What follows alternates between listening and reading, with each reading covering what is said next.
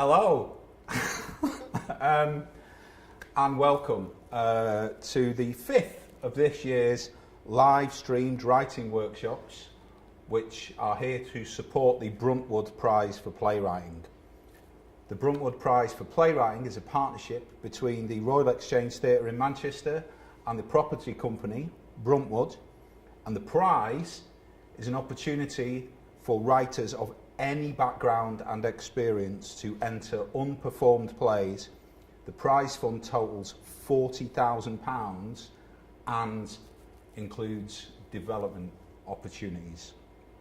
And we are here in Bruntwood's York House, right in the centre of Manchester. You can't see, but we are on the 10th floor. We can probably see, I think, the Pennines, kind of over in that direction. Sort of south over in that direction towards the airport. Over in this direction there's a wall, so we can't really see anything at all. But it is nice. It's kind of purple, yellow. I always want to call that colour mauve, but it isn't. It's kind of an olive green. I don't know why I get guacamole. Thank you, Kenneth. That is great. And then goes into white and then black over there. So. My name's Chris. I am one of the artistic associates at the Royal Exchange. I'm not going to talk too much about myself, but I'm a playwright and a deviser and performer.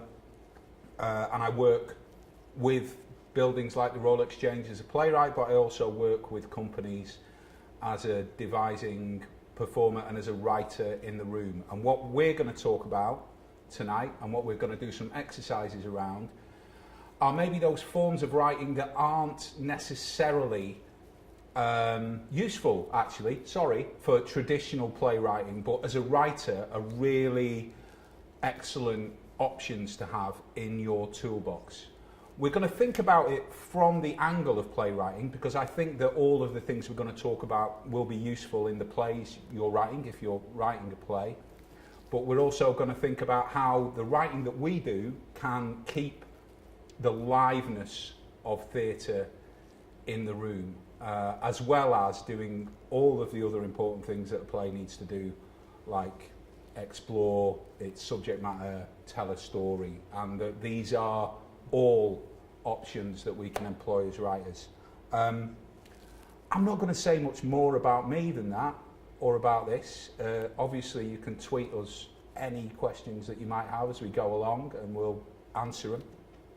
Just want to say hello to Chantal and to Nikita, to Kenneth and to Marilyn, who are going to be the writers I'm working with tonight. We're kind of working as a five. And we will be sharing some of our work, and hopefully you will be also doing the exercises where you are. And later on, because this is about collaborative writing as well, we will hopefully work out a way for you and us to collaborate. First off,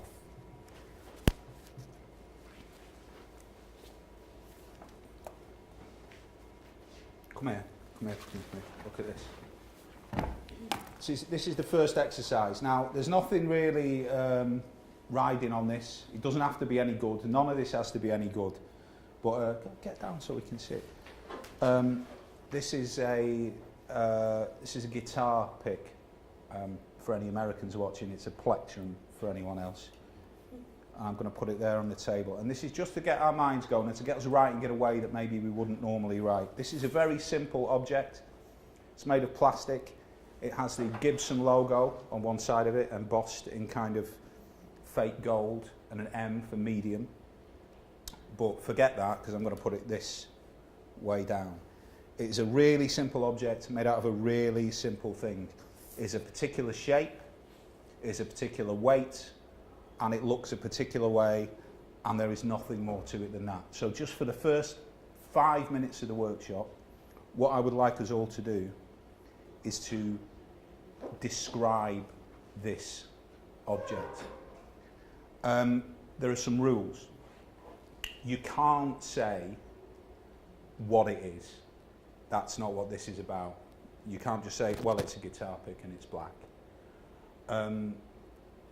You must describe the way it feels, the way it looks, what shape it is, but nothing about its function.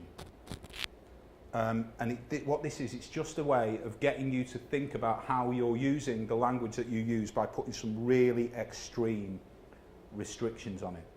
Because I would say that even in 5 minutes, we're going to have to find some ways of describing this that are beyond the obvious. Again, you're not describing the function, you're just describing the object. Now, you've all seen one of these before. We'll keep the camera on that, Andy, for like 5 minutes, and we'll just see what comes out. Okay, so you've got 5 minutes starting from now.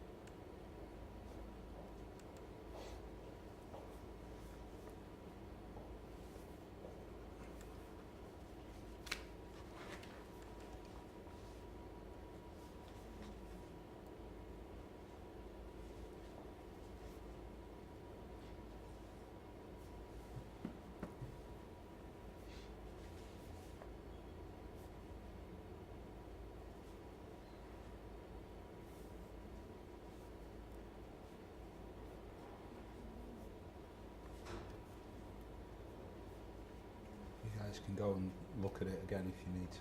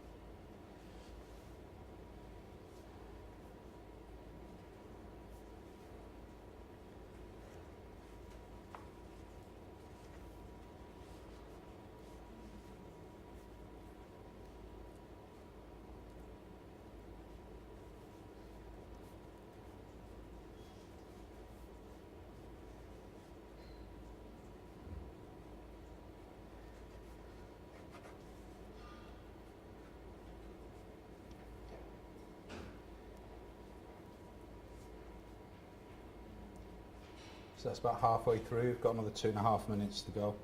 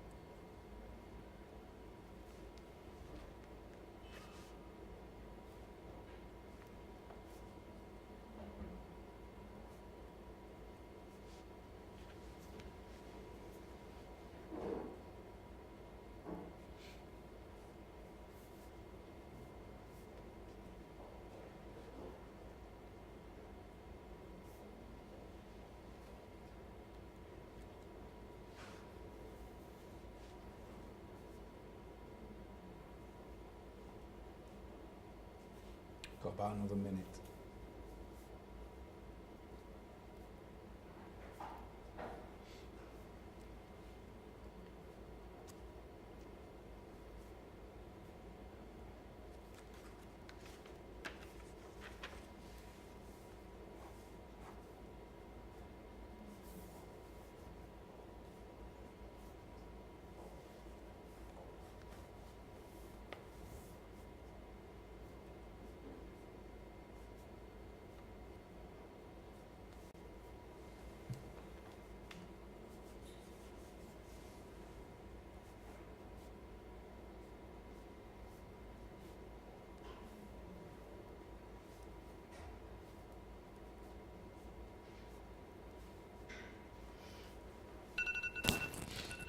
Okay, stop writing. Let's just do a quick sharing of that. What I'm going to suggest is we start with Chantal, and if you read the first phrase or sentence of what you've written, and then to you, Nikita, to you, Kenneth, to you, Marilyn, and we just go around and see what's come out of people. Yeah, just the first bit. Yeah, just the first bit, and when you stop, then Nikita takes over and we just go around. Yeah, thinner than paper, it's brittle, shiny, without any scratches, it's not been anywhere to get scratched or scuffed. The skin I peeled from my cheek as a reminder of that kiss that wasn't reciprocal. It looks like a rotten strawberry, a rotten heart, a rotten mirror. A fingernail painted black, a glass teardrop. Okay. It reflects the light and absorbs it at the same time. It's not pointy, it's got a point, but it's rounded, it's not sharp enough to cut anything. A slice of teardrop. Small to a Bruntwood building, but big to a newborn mouse. Reflecting industrial lighting, not quite a triangle, not matte black, rounded edges, nothing sharp. It's sharp enough to leave a mark, like a line on your skin if you pressed it in and ran it along your arm. Mini portal to the 336th dimension for ants, a roadblock for ants, a nightclub for ants. Smells of the last fingers to touch it, wait for new fingers behind the camera. But flat and plastic, black, flat, glassy, plastic, as a rounded triangle, like a fingernail, like a teardrop. Brilliant. Thank you, everyone. It's quite a difficult thing to do right at the start, but I really appreciate the different approaches that people have taken to it. And actually, as a kind of collaborative text, it kind of worked because it kept taking us in and out of those different viewpoints. That's not what it was there for. That was just there to give us some restrictions and to see how it works. I often think that writing feels incredibly polished when it's used on stage. It's gone through a series of very specific processes, particularly when you're playwriting. And perhaps one of the things that it loses in doing that sometimes is that it loses that sense of effort in the performance of watching someone actually struggling or fighting against constraint and language. Which I think maybe this exercise kind of helps us to get a bit closer to. I really like in writing that feeling of seeing it and feeling it being constructed in the moment as it's going on. And obviously you can do that with a character, and in terms of a well-written character in a play, it's a beautiful thing to witness. But I also think that it can be located in other places, in the sight of an actual human being going through something in real time. Let's move on to another exercise, because that was just a little kind of thing to get us all into it. This is a bit more structured, and it's a bit more of a writing exercise in the traditional way. I want you to think of a place.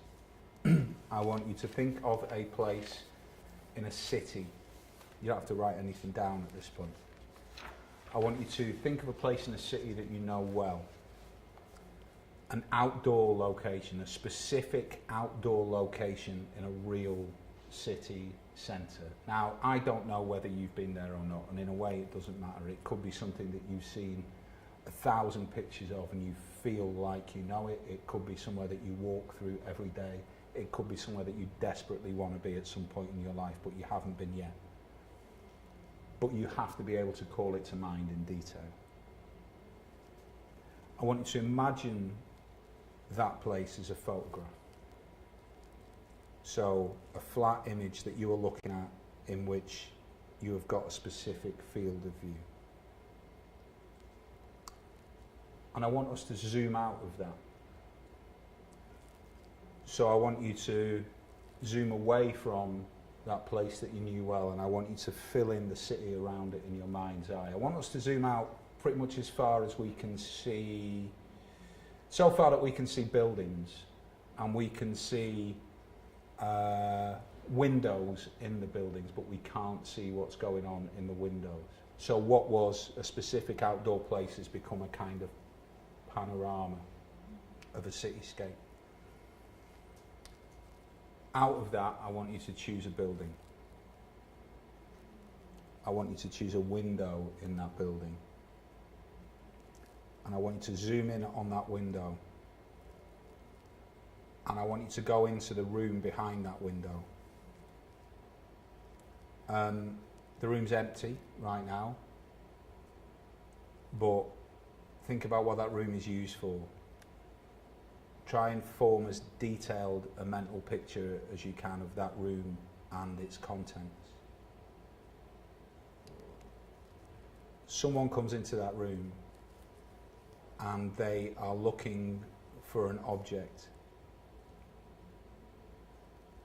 So out of all the millions, potentially, of human beings, depending on how far you zoomed out, that were in that picture, you have zeroed on one person who is coming into one room, who is looking into one thing, looking for one thing.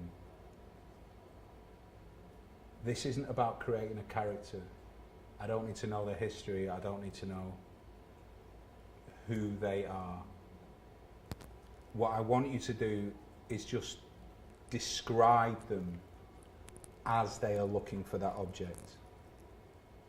I want you to describe their insides and their outsides. I want you to describe what they are doing with their body, how they are moving through the room. I want you to describe what they are thinking.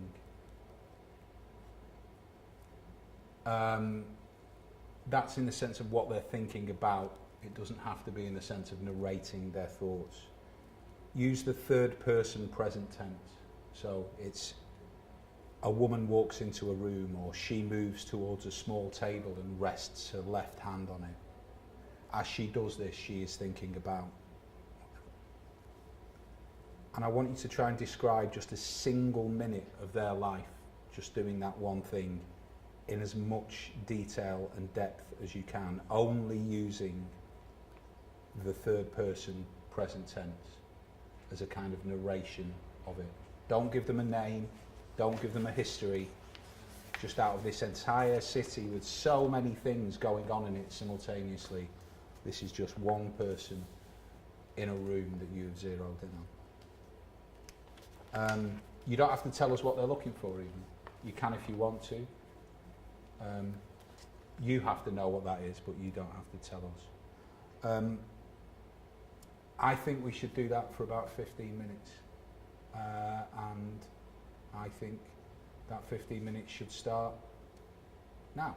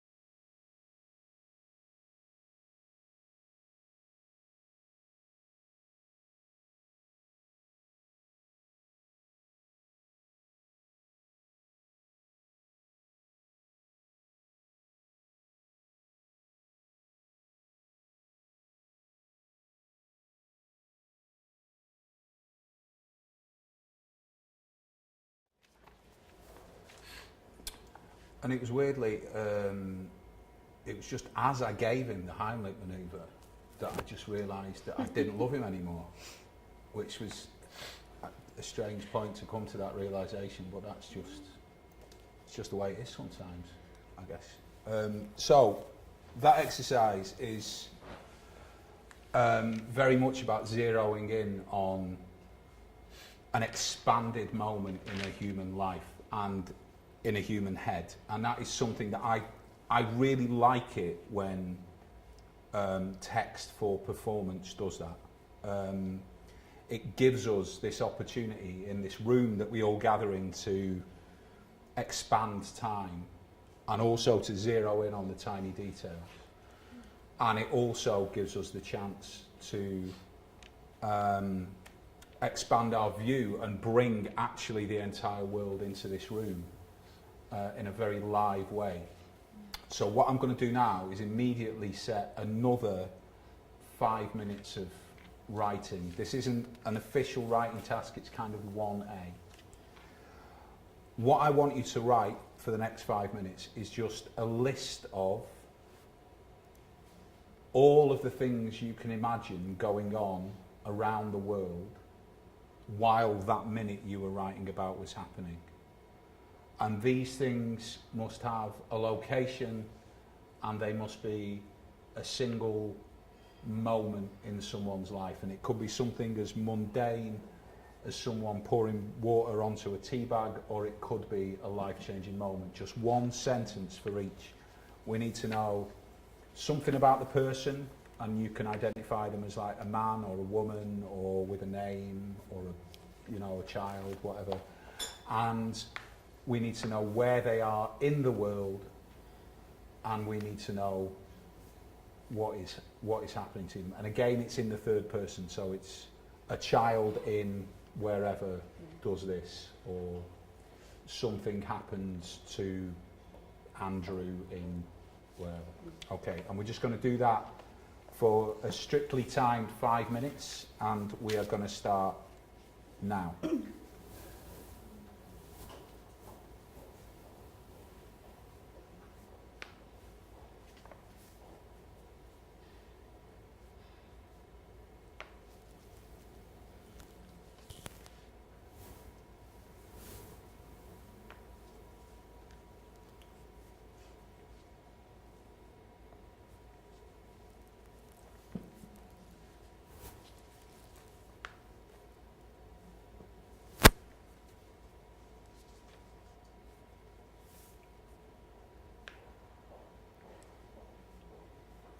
Don't worry about crafting these moments.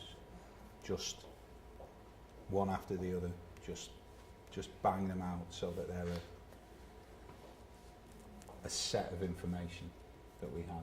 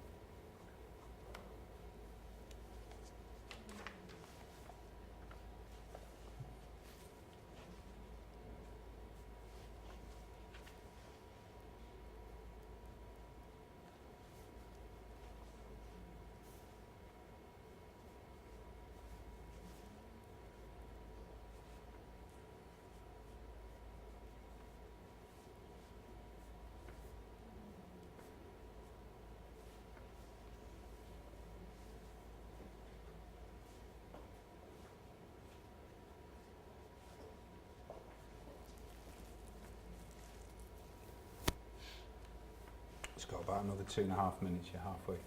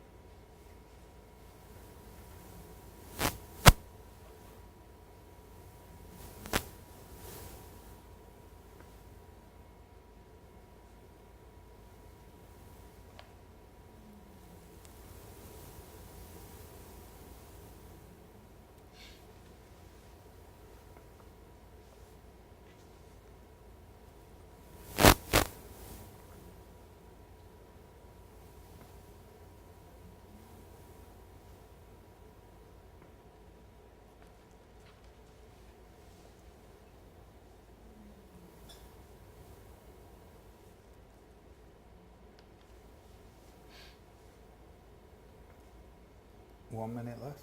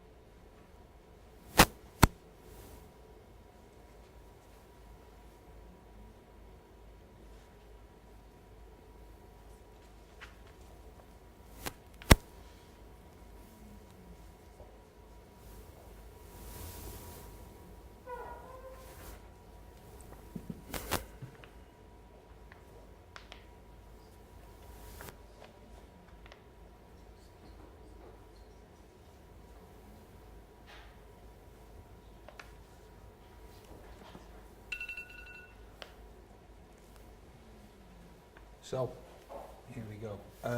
I'd just like to share some of that writing. So, Chantal, could you just give us the opening of the first piece of writing that you just did? Is that okay?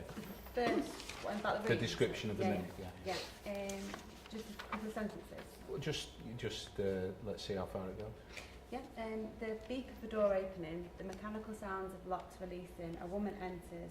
She feels for the card slot and lights blink into action. She inhales, takes in the scent of cheap perfume lingering in the air by the door. At the other end of the room, the window's open. A curtain billows forward and thuds back hypnotically against the window. Billows then thuds, billows then thuds.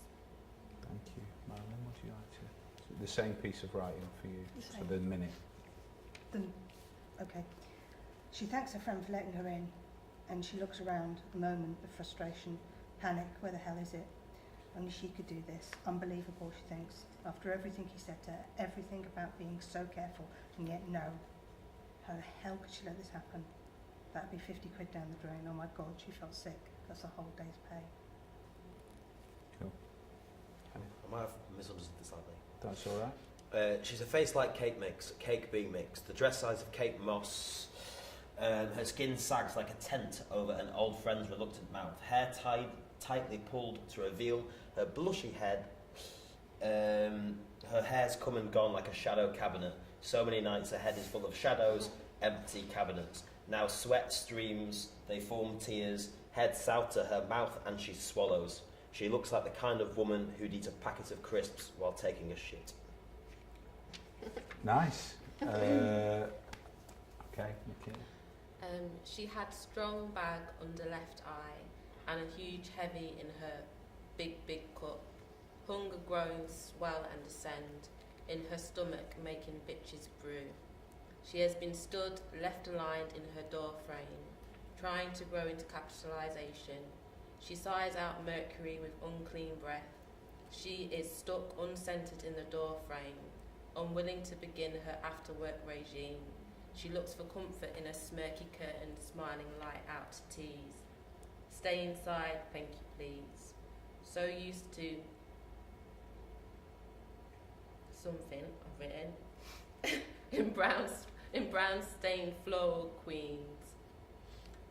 So used to sitting in brown stained floral queen settee.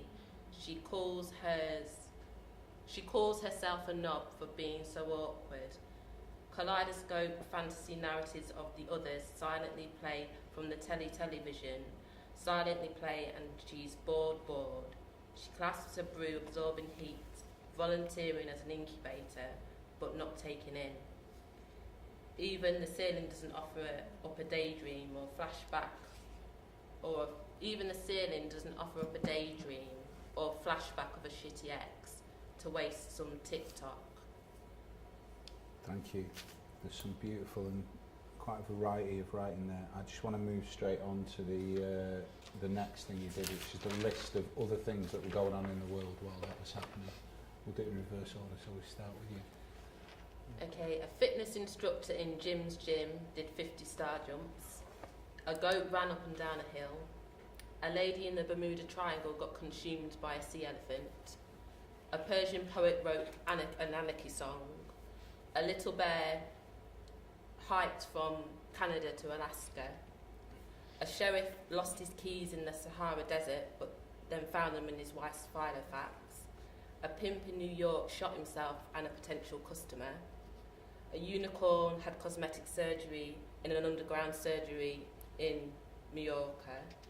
A 77-year-old pianist from Louisiana tried to write his first song. A monk looked up at Beetham Tower with something in his eye. A jellyfish was discovered in the Mediterranean Sea for the last time. Beautiful. Okay, let's go to you. The women in the kitchen of the Oxford Road kebabi crying to bubbling chip fat. In a school in Longsight, a boy took the long way home so he could walk home with Sarah. Whilst he didn't get kissed, tomorrow's another day.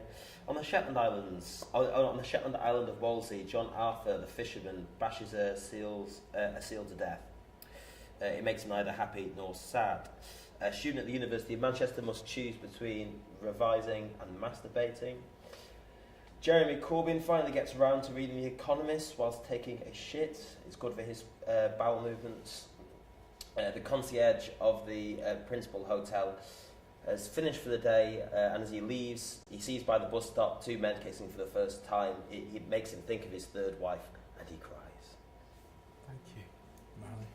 Marley? A 7-year-old boy in Carlisle hits his best friend Paul on the nose. An old woman takes a single flower to a grave of someone she's never met. A young man decides he will take his love to Barcelona and propose. Stuart signs the contract on his new home in Rhyl. Wendy sloshes gin into a glass as she looks out over the Solent. Malcolm takes another stapler off Jerry's desk and hides it in his drawer.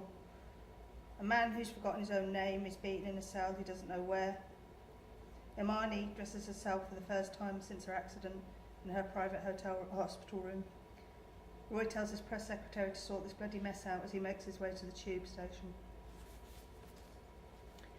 A woman makes a cup of tea in New Orleans with milk that's off.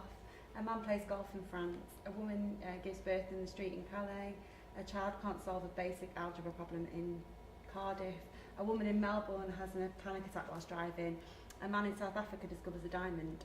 A man in South Africa is pulled out of his car at gunpoint at the traffic lights. A woman in Manchester writes a play. A man in Toronto learns how to ride a bike. A girl in Romania has her first kiss. A man in California fires a gun. A woman in New Jersey hits a cow while riding a moped. A man smiles in Calcutta. A woman has a heart attack in a cruise off Italy. A man proposes to a woman in Dorset. A woman makes a cheese and pickle sandwich in Colwyn Bay. And in Geneva, a man signs a paper. Brilliant. Thank you. Just out of interest, can you all just look back at that list and just pick the one that you think there's a play in? If we were going to write a play, what would be the one you would be drawn to the most?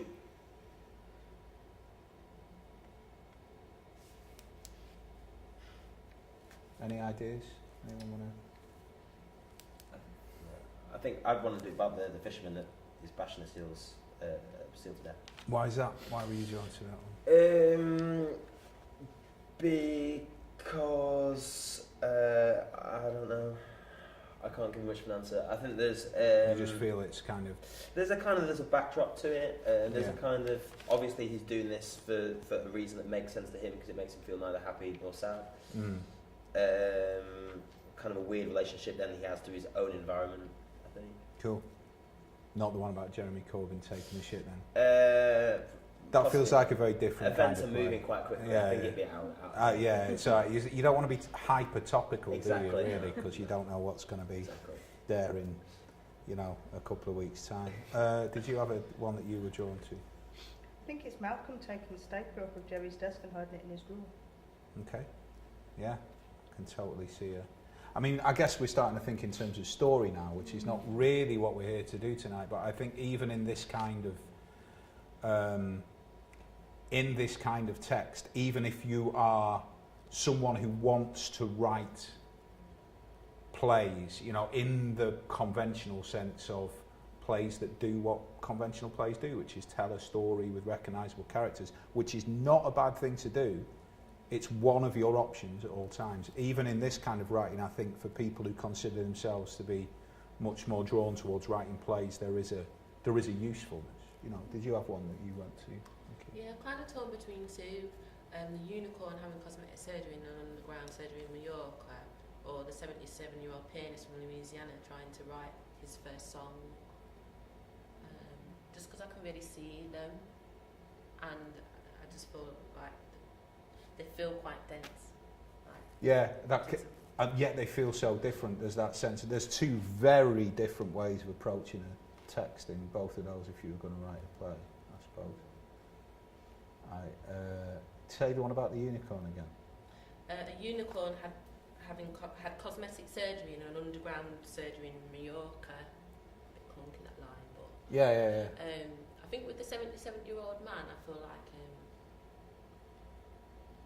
I can see him there, and it's about his story. But I feel like with the unicorn one, I could see it being conceptually about wanting to say something. I mean, that could be a metaphor for the play you want to write, or it could be. Metaphor, I mean, yeah. I would watch the absolute hell out of a show that opened with a unicorn having cosmetic surgery. Surgery table. That just, I mean, why would you not want to stay in the room while that was happening? Yeah. Chantal? The woman making a cup of tea in New Orleans with milk that's off, I think. Right. Yeah, there's lots of elements in it that you could start looking Yeah. at the story. And of course, you can swap the elements around. It doesn't have to be New Orleans if you want to tell a story that's in Yeah. Manchester. It doesn't have to be a I unicorn. quite like if the you don't New want- Orleans bit. But I think that's the bit, I suppose, like the bit, and then you could, starting with something that's really normal and then, but approaching a big issue. Quite Yeah. nice. I think there were beautiful things in all of those, but in terms of the two exercises themselves,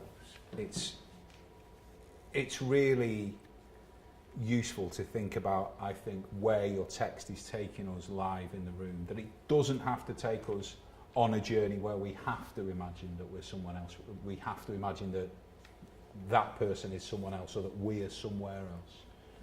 That there's an ability that we have to focus in on the incredibly tiny, like I said, or to even think about the things that are going on all around the world simultaneously with that tiny moment.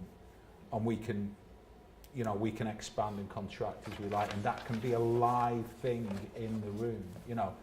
There's a real satisfaction to being told a brilliant story, and that is absolutely something that a play is capable of doing. But there is also an amazing quality to that moment of whiplash when a text that you are listening to suddenly zooms you about as far away from where you thought it was as you can go, or brings you right in to the forensic examination of a single moment of someone's life. I think we should be more aware of as options in the writing that we're doing. It was interesting to see all the different approaches that you took to that first exercise, because, for me, my impulse is to really break down a thought into its component parts, or really describe just the physical movement of someone through a space doing something. But obviously, because you are all very different writers.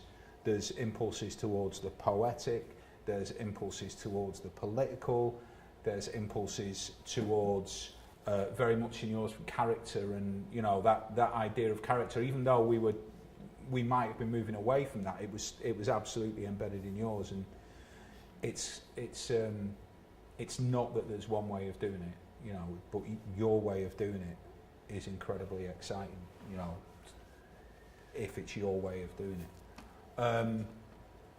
Shall we? I don't know what time it is. Let's have a little look. Oh, it's coming up to 7 o'clock. Shall we take a little break? I don't know, you could maybe go for a wee or something. Make yourself a glass of your favourite squash. I don't know. Have a run round the garden, and we'll come back in like 5 minutes. Yeah? Brilliant.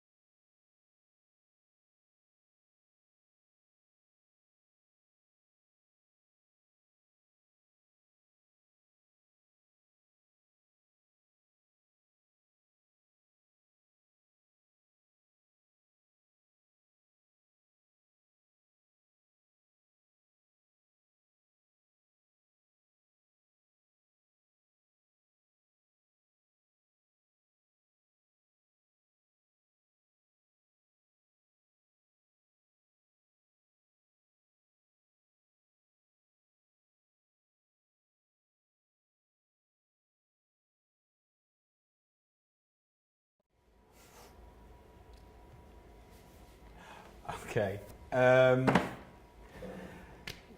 Right, welcome back.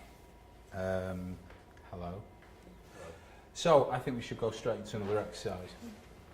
So what we're thinking about are the ways in which we can use text live in the room to shift that sense of perspective, to examine moments of time, but also we've done a lot of that in the third person or about objects, and I want to move into something more performative and maybe emotional. I don't know, it's entirely up to where you take it. It's certainly not therapy, so don't worry about that. I want us to think of the picture from that first exercise, the city that you were looking at. It's a specific city, it's a city that you know. I want you to rotate that picture up until you're looking at the sky. And in the sky there is an aeroplane. And you've all got smartphones. I'm assuming that anyone watching this has internet access. Otherwise it would be really weird that they were able to watch this. So what I want you to do is Google the name of the airport closest to that city. Just find the airport closest to that city. Have you got? You can use my phone if you want. Like if you already know it, just... If you already know it, that's fine. Because what I want you to do is I want you to go to the Wikipedia page for that airport. So I'm going to go to the one for Manchester Airport, as some of you might be doing if your city is Manchester.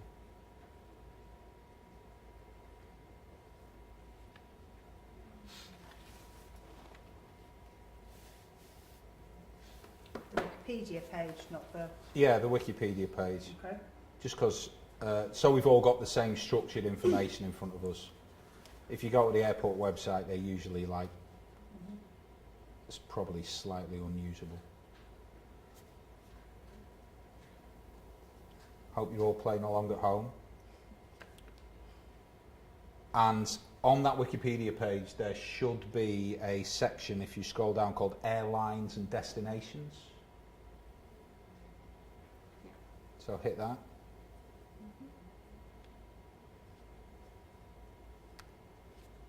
And out of that list of destinations, just have a little flick around it. Some of them might be, I mean, on the Manchester Airport one, it's hundreds and hundreds of places. If it's a smaller city that you're thinking of, it could be just a few.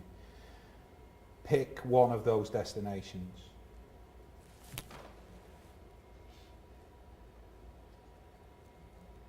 Should we know the destination? Nope. So choose was where it we- airline? No, it's one of the airlines or the destinations. It'll give you a list of airlines and the destinations they fly to. Pick one of those places. I mean, would you rather us choose where that we've not been? Or No, just whatever's interesting to you, really. It could be because you really like the word Helsinki. It could be because you went to Kos once and you really enjoyed it, or it could be because you've always wanted to go to Baghdad. Could be for any reason whatsoever. But wherever you choose, that is where that plane is going. Now I want you to imagine someone on that plane, and they're probably around 10 rows back, and they're sitting on the left-hand side of the plane. They're in the window seat. And they are thinking about the end of that flight. They're thinking about coming out through customs into the airport, and they're thinking about the person who is going to be there to meet them. I want you to write a piece about what they are thinking, how they are imagining that meeting is going to be. Again, it doesn't have to be specific, it doesn't have to be story based. We don't have to be able to get any impression of who this person is or what they are going to do. It's about them thinking about the physical and the emotional experience of meeting this other person and what setting they're doing it in. It can have those things in it if you want. It can have that kind of very specific detail, or it can be just about one human being meeting another. It could be someone they're meeting for the first time in their lives. It could be someone who they've been separated from for a long time. It could be anything, anything that you want it to be. And I want it to be in the same way that we did the list of moments, a list of sentences. And I want it to, each sentence to start with the words, when I meet you, you will be. Okay. But same person throughout. Same person throughout. And it's what's going on in the head of that person on the plane when they imagine that meeting with whoever they're meeting in the city that they're going to.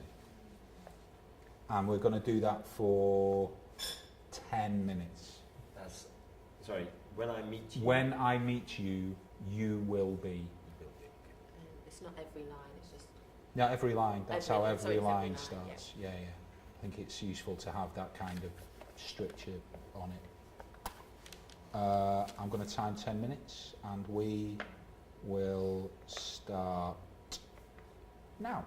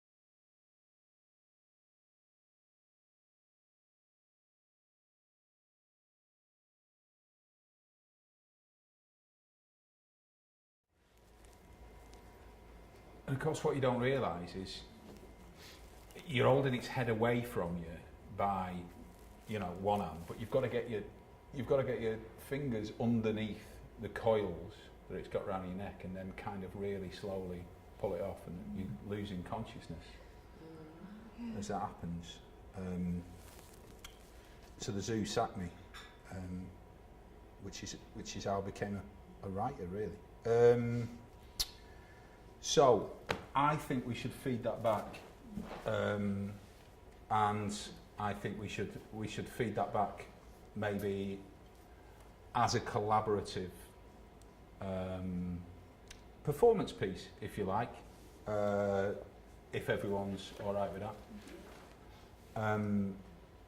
So what I would like to do is maybe we'll start with you, Marilyn, and we'll just go round in a circle like that, and you'll just say one sentence each.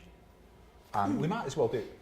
We might as well do it into the camera over there.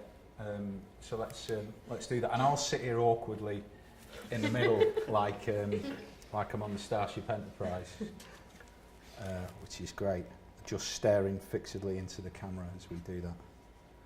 Maybe you can imagine that I'm the guy sat on the plane. I don't know. Maybe it just looks weird. Who knows? It's an experiment, isn't it? Okay, let's go. When I meet you, you'll be older, with your hair ghosting white at the roots, because you haven't had time to get it dyed. When I meet you, you will be wearing a coat, a bit of colour, something that screams effort. When I meet you, you will be underwhelmed. When I meet you, you will be holding one of those signs that says my name. When I meet you, you'll be sad and angry at me, at him, at both of us, as if this is all our fault. When I meet you, you will be given as many kisses as I give you online, but not after every time I've finished speaking. When I meet you, you will be trying... when I meet you, you will not be there. When I meet you, you will be smiling politely. When I meet you, you will do that thing you always do, where you grab my upper arm too tight. You always bruise as you pull me into a hug I don't want to participate in. When I meet you, you will be licking your lips because your smile has gone dry in the wind. When I meet you, you will have 1 foot pointing north and 1 foot pointing northwest. When I meet you, you will be anxious to get out of the airport, to get into the car and onto the road as quick as we can. When I meet you, you will be alone. That will make my heart judder, and I'll know it's really real. And I'll feel sad and angry back at you.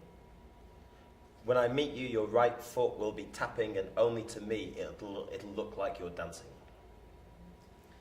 When I meet you, you will be waiting for me to make the first move, say the first word, and. When I meet you, you will be unsure of me at first. Good.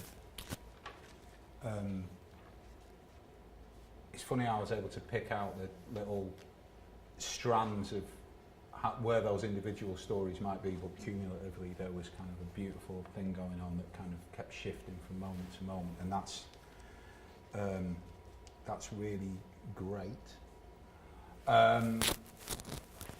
This kind of writing it's really tempting to think of it as a kind of separate kind of thing from playwriting, that you make a decision to do one or the other. There is a version of a piece that is that narrative kind of classic kind of arc kind of piece, and there is a version of a piece that maybe tells the same story or deals with the same things, that is employing techniques more like those, that is just a big list of stuff or is split into different things. And I don't want us to think of those as separate. Again, what this workshop is about, it's about just widening our awareness of the options that we have as writers. There's certainly stuff that I've done that probably looks more like a play at certain points, but sometimes it has been the right thing to do to break that and to employ a text that brings us all back into the room and gets us all looking at each other in the eyes and reminds us all that it doesn't matter that these people are performing this and these people are witnessing it, or that I wrote this and that you're listening to words that I wrote, but actually more importantly that we are all just here. So I'm not saying this is better than, you know, playwriting. I'm not saying that one thing is better than the other, or even that those things are different. Just that some of the most beautiful things that I've ever seen are things that where the thing you were expecting breaks and something like that kind of bubbles to the surface for a while, or comes back again and again, and we can get to that place in loads of different ways with loads of, you know, I'm essentially giving you a load of stimulus that you weren't expecting for this, and you can do that to yourself as well. Let's move on to another exercise before I start talking too much.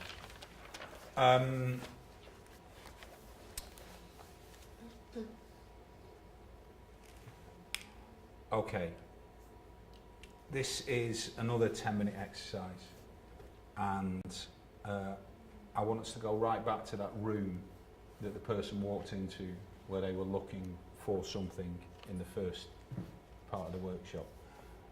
You all know what that person was looking for, yes? If you don't, then decide now. And what I want you to do for 10 minutes is to write I guess think of it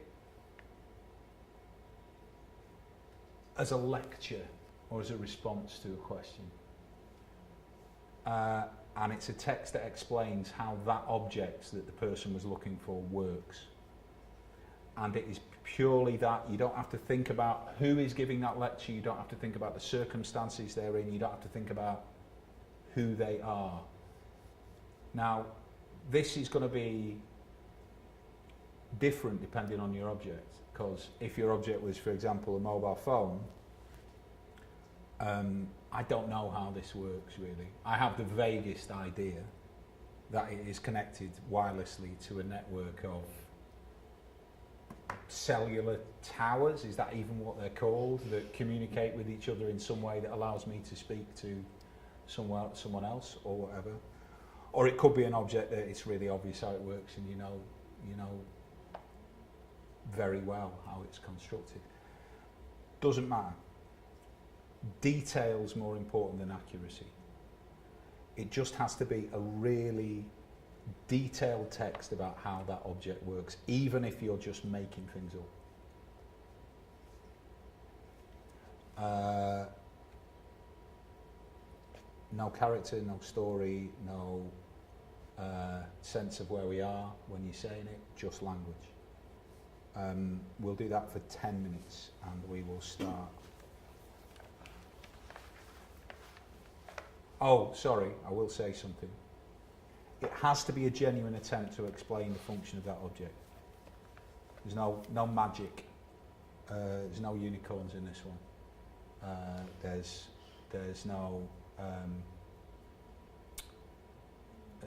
no digressions into memory. There's no other stories. It's someone completing the task of explaining this object and how it works in as much detail as possible. You can make stuff up, obviously, and you might have to, but it's got to be genuinely how you think it works. Okay, go.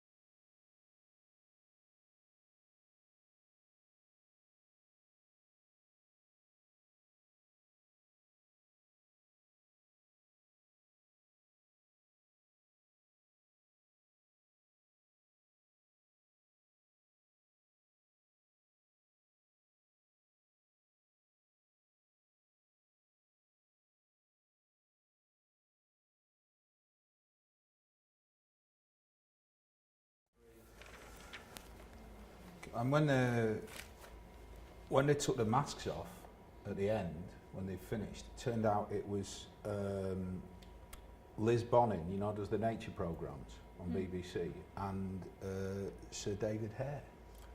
It's literally the weirdest birthday I've ever had in my life. It took ages to clear up as well. So, let's have a look at some of that writing, and then we'll see what we've got. Start with you, Chantal, and we'll just read some of it, and then I'll stop and say someone else. You don't have to necessarily get to the end of it. Okay. It's weaved out of 1,000 individual threads of the finest Egyptian cotton. Reels of Egyptian cotton are mass transported to the factory in large shipping containers, as this is the most cost-effective way to transport the product. The cotton is weaved into a long rectangular shape. The edges are bound so it retains its shape, whilst also not being too hard on the skin. The weave is designed so as to hold as much water as possible in its gaps while keeping the softness of its outer layers. It's bleached white not only for the look of it, but also so it can be boil washed after every use. It's exactly the right length to wrap around the average human torso twice. This means you can wrap and secure it without effort. Thank you, Marlon. There is a barrel that is made of metal with a range of notches cut into it. Each one is unique, no two the same, and so this mechanism is fitted into the door, and the bolt is then activated by the barrel and to be manoeuvred into place in the door frame, and thus the door can be secured and unsecured. So each lock has its own key that fits into each of the barrels. However, it is of course possible, because this is a Yale type and not a mortise, to create a master version by having the more prominent features on the barrels synchronised. Thank you, Nakia. Its main purpose is to install satisfaction and addiction simultaneously. It requires electricity and is not demanding of a viewer. It shines and lights up 45% of a dark room. It can be switched on directly or remotely. It provides moving image all day long. It entertains a bored mind. It has many channels, and you choose one. Thank you very much. It is in the shape of a circle so as to imitate the funnel shape of the human finger. The size of this circle is dependent, of course, on the individual measurements dictated by their gender, age, height and weight. Mass-produced rings are sometimes cheaper but might not meet the specific needs. Occasions may also dictate size, as occasions may be due to tradition, suggest which finger the ring should be slipped upon. The material that the ring is made from greatly varies. The circle part of the ring is usually made in gold or a golden alloy to prevent skin reacting with the more sensitive bodies. Gold reserves in Australia, however, are quickly depleting, so gold leaf is becoming more popular. This is really lovely stuff. Now this is a different kind of text, and this is harder to get into than the stuff which has a kind of specific emotional resonance. And one of the things that I like about this is that obviously you're reading those cold and you had a very short time to do them, but what it lets us into is the way that a single human mind is working when it's given a task. Now, in this case, the task was kind of object focused. There was a specific explanation that you had been, tasked with. But I think one of the most fascinating kinds of text that I ever see on stage is, and again, it goes right back to that first thing about the guitar plection. It's when the text that we're hearing performed is giving us an insight into the moment by moment working of an individual human mind. Now that can be characterised or not. It can be done by the performer, or it can be done by someone who the performer is pretending to be. But again, it can be part of a story, or it can not be part of a story. But the interesting thing is that the text is giving us access to a human mind which is engaged in a task in the moment.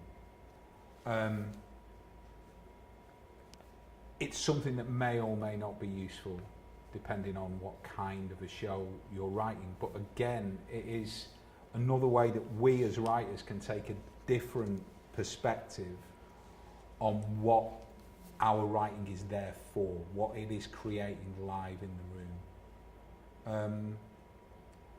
A lot of the stuff that I do outside of the kind of more scripted pieces is with companies like Third Angel or Unlimited, who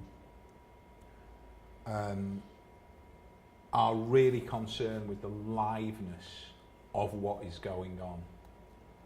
And I think as playwrights, that's something that the playwriting side of your mind, it can be easy to kind of forget that. I mean, you're really engaged with the setting of what is going on, with the reality of what is going on, with the emotional reality of what is going on. But maybe sometimes, I know I do, you disengage from the task of what is going on. And a lot of the kind of work that I make with companies like that might at times employ even parts, techniques where the performers have a task to complete, but they don't have a text to do it.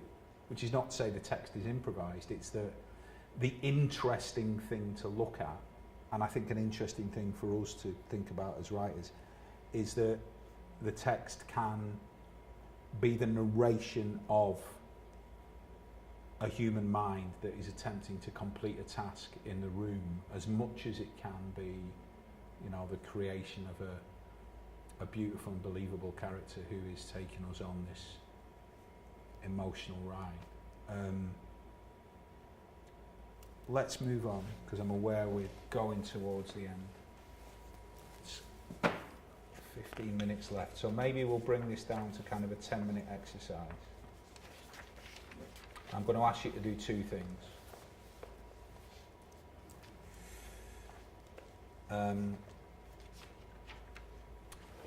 I want you to think of the city that the plane was flying to in that exercise that we did earlier. I want you to Google the best restaurant in that city. So, best restaurant in wherever.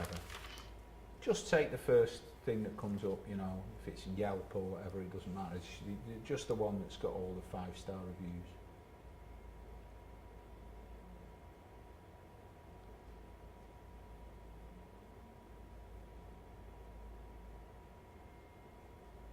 And I want you to Google image that restaurant, just get some pictures of it up there. Obviously, do this at home on whatever device you have.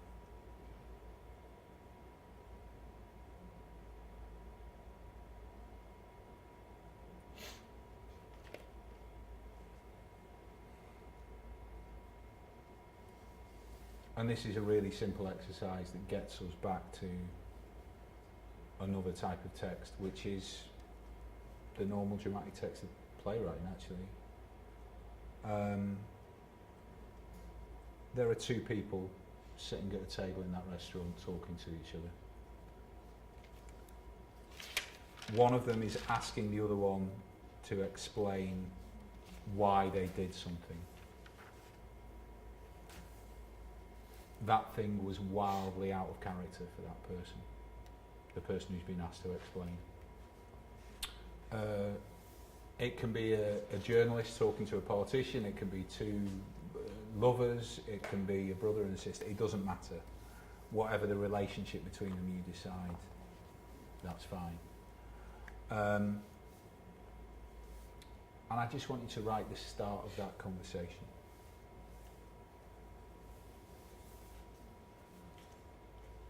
Okay, and that's all. We'll do that for 10 minutes and then we'll come back. We'll do one other tiny little thing and then we'll be done. Or we might have a little bit of questions and then we'll be done. All right, go.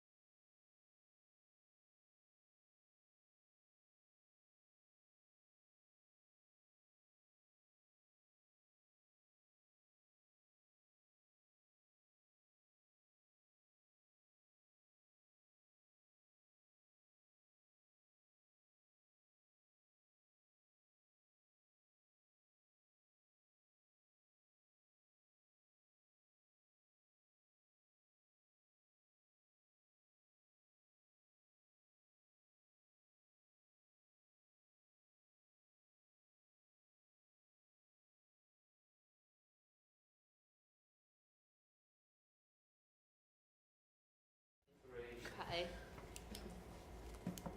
Thank you. Cool. So we all found out a little bit about each other there. That was lovely. We're not going to share these. This was just to bring us back to something that I guess felt a bit like playwriting, something that maybe we might all be a bit more familiar with. Although I know we all write and we all write in very, very different ways. It's just the idea that it can seem quite arbitrary, this kind of text for performance stuff. It can seem, like I said, like it's saying that this is something that you have to do that is a wonderful alternative to the things that already exist. And it's not. Like I said, it's just a set of options that you have, and it's about expanding the possibilities of those options for you as a writer. It's about not necessarily approaching from the angle you would normally approach from. It's about taking yourself on a mental journey where you set yourself tasks, and out of that could come something that looks, and indeed is, a really beautifully classically structured conventional play, or it could be something that is a collision of, that and a kind of that fractures at points and something else comes out. Or it could be, and there are playwrights, very established playwrights that do this brilliantly, a really different, a text that asks you to be with it in the room in a completely different way. I guess we've looked at the ways that text can be collaborative, and I've talked about it a tiny bit. It's very difficult in this situation to think about how the text that we've written and the variety of texts that we've written could be collaborative processes, because I know that people who are watching this will probably be watching it on their own, so they haven't got anyone to kind of collaborate with. But in that spirit, I would just ask you to look back over everything that you've written in this 2-hour workshop and just pick one line, could be from anywhere, that you've written. And it's just the one that you like. It's just the one that you just like the sound of the most, or you just like the sound of.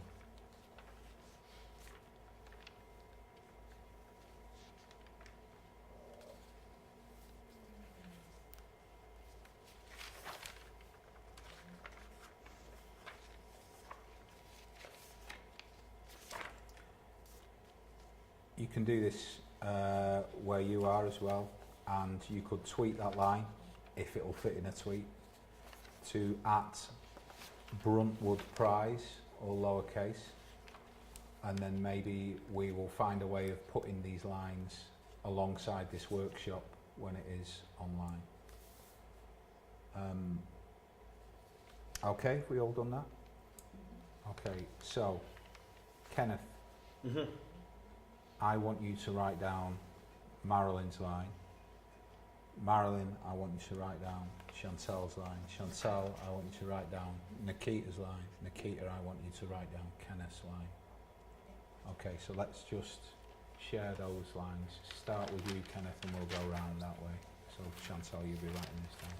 So tell us what your line. Oh, I see. So my line is: the concierge of the principal hotel has finished for the day. As he leaves, he sees two men by the bus stop kiss for the first time.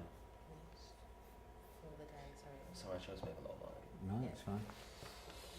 Sorry, so concierge of the principal hotel has finished for the day. As he leaves, he sees two men by the bus stop kiss for the first time. He thinks of his third wife and cries.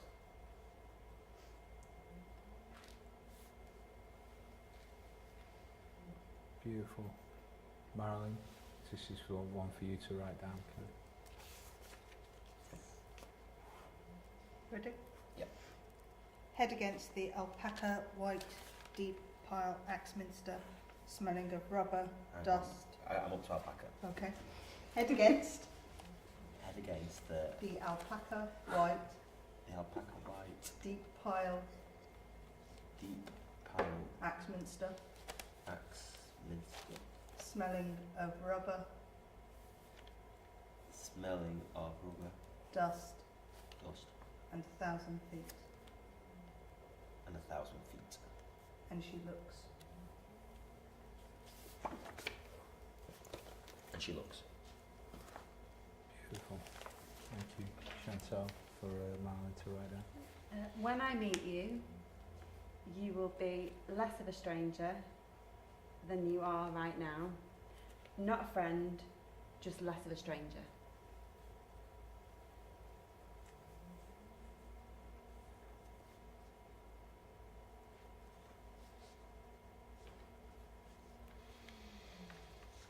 Nice one, Nikita.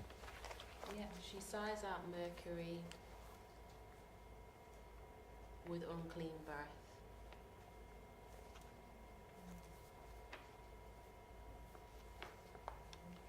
Thank you. If I was going to set homework, which obviously I'm not going to do,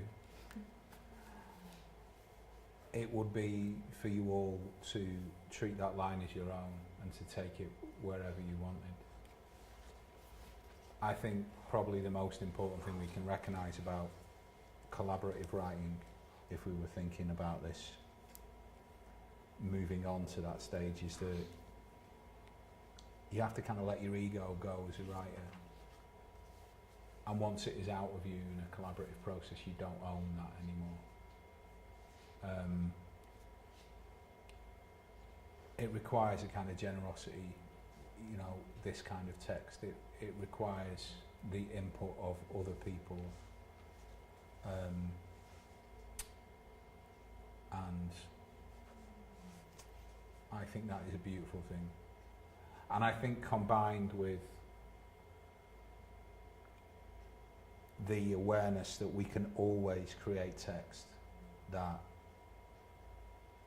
keeps us in the room as human beings, aware of the actual human processes that are going on while they're going on.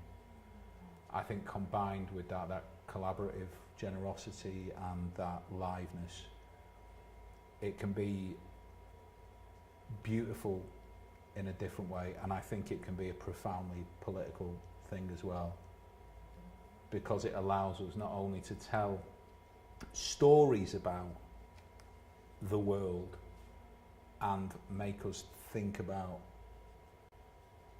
the things that happen in it, it allows us to bring that world in here and to have the human experience of that world in the theatres that we write for.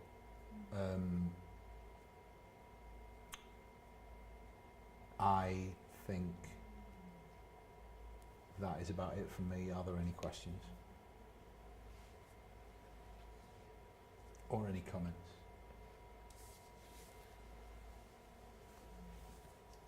In that case, oh no, you were going to say something? No. I am going to read the final bit of text that is on this piece of paper, and then the screen will go blank. Don't worry, the world hasn't ended. Unless it has, in which case that will just be purely a coincidence. I won't have made it happen, I hope. This workshop will be available on writerplay.co.uk shortly, and it will be available with captioning. Please join us again on Thursday the 4th of May on the Writer Play website at 9 a.m. for an international workshop with Playwriting Australia, led by Joanna Murray-Smith. Good night.